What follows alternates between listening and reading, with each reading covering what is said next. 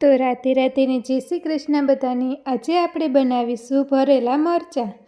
તો ભરેલા મરચાં બનાવવા માટે મેં અહીંયા મરચાં લઈ લીધા છે અને તેના આ રીતે બિયા પણ કાઢી લીધા છે। જો મરચાં તીખા ન હોય તો તમે બિયા ન કાઢો તો પણ ચાલે। હવે આપણે થોડુંક લીલું લસણ લઈ લીધું છે, તેને આપણે સુધારી લેશું। પછી આપણે થોડાક બિયાને શેકી લેશું। હવે આપણે થોડાક સફેદ તલ શેકી લેશું। આ બધું આપણે મસાલા માટે લઈએ છીએ। તલ શેકાઈ ગયા છે। હવે આપણે બિયા અને તલને ભૂકો કરી લેશું। અધકચરો આપણે ભૂકો કરી લેવાનો છે। અહીંયા મેં ગાંઠિયા લીધા છે। જો ગાંઠિયા તમારે ન લેવા હોય તો તમે ચણાનો લોટ પણ શેકીને લઈ શકો છો। આ રીતે મેં ગાંઠિયાનો પણ ભૂકો કરી લીધો છે। હવે તે આપણે એક પ્લેટમાં કાઢી લઈએ।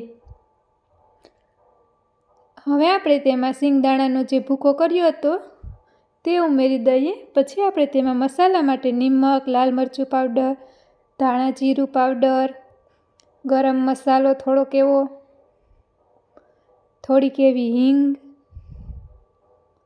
ચપટી ખાંડ, લીલું લસણ, લીંબુનો રસ અને તેલ ઉમેરી તે બધાને મિક્સ કરી લઈએ।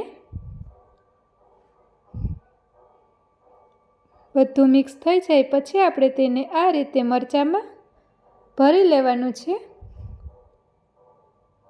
આ રીતે આપણે બધા મરચાં ભરી લેશું।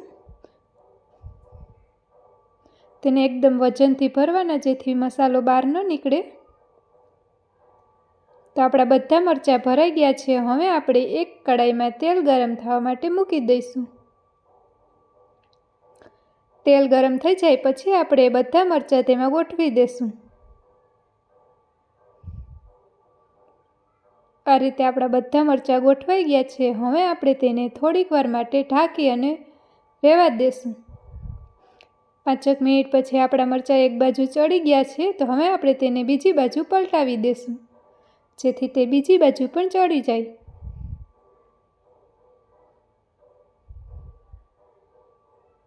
હવે આપણે તેને ફરીવાર ઢાંકી અને 5 મિનિટ ચડવા દેશું।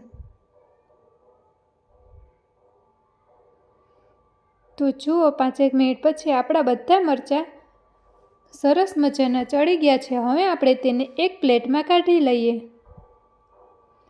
તો આવા સરસ મજાના મરચાં તમે પણ એકવાર જરૂરથી ટ્રાય કરજો। તો આપણી ચેનલને લાઈક, શેર એન્ડ સબસ્ક્રાઈબ કરો।